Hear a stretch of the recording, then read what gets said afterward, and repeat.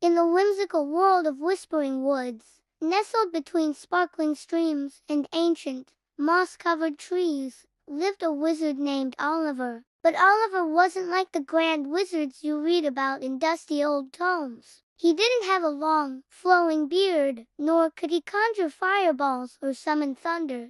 In fact, Oliver was tiny, no taller than a teacup, with a hat so pointy it often got tangled in dandelion fluff. What he lacked in size and magical might, however, he more than made up for in sheer cleverness. His mind was a treasure trove of brilliant ideas, a place where logic and imagination danced together. One sunny afternoon, a shadow fell over the whispering woods. It wasn't a cloud. It was a giant, a colossal being so tall his head scraped the sky. He had plopped himself down right in the middle of the great gurgling river, using it as a personal foot bath. This was a disaster. The river was the lifeblood of the woods. Without its flow, the flowers would wilt, the trees would thirst, and the cheerful gurgling that gave the river its name would fall silent. Panic spread like wildfire. The bravest knights of the nearby kingdom came, their armor gleaming. They shouted, they brandished their swords, but the giant simply yawned,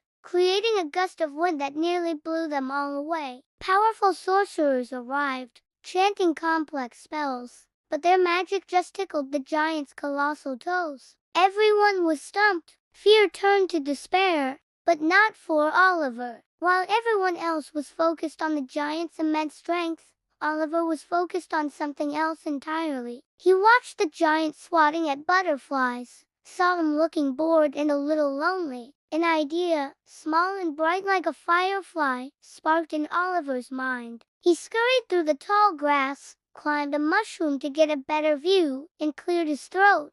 "Excuse me, Sir Giant," he squeaked, his voice barely a whisper against the wind. The giant squinted, looking down. It took him a moment to even spot the tiny wizard. "What do you want, little speck?" the giant grumbled, his voice a low rumble like distant thunder. Instead of a challenge or a threat, Oliver began to tell a story. It wasn't a story of epic battles or legendary heroes. It was a silly story about a squirrel who tried to hide all the sky-esque clouds in his cheeks because he thought they were giant nuts. Oliver, being a master storyteller, acted out all the parts. He puffed up his own cheeks, tumbled around on the mushroom cap, and made squeaky squirrel noises. At first, the giant just stared, bewildered, but then, a low chuckle escaped his lips. The chuckle grew into a giggle, a rare and earth-shaking sound. Oliver moved on to his next act, a series of ridiculous riddles. "What do you call a lazy kangaroo?" Oliver chirped. The giant shrugged. "Pouch potato," Oliver declared.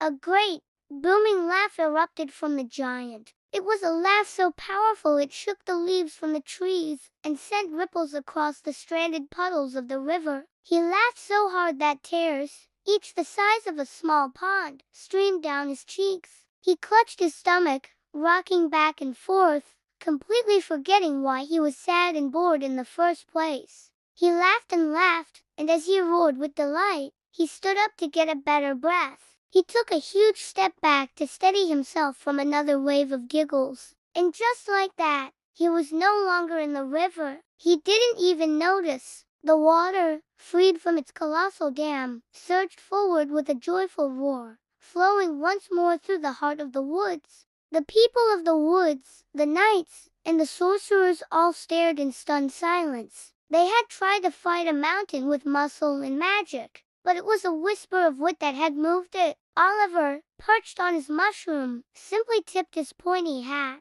The giant, still chuckling to himself about the pouch potato, waved a friendly hand at Oliver and ambled off in search of a new, less disruptive place to rest. As the cheering began, Oliver smiled a tiny, wise smile. He had proven something important that day. You do and always need great strength to overcome great obstacles. Sometimes, the biggest problems have the smallest, smartest, and funniest solutions. Thank you so much for joining me on this little adventure in the Whispering Woods. If you enjoyed Oliver's clever solution, Don't forget to hit that like button and subscribe for more stories. We'd love to have you in our community. Until next time, remember to look for the clever solution.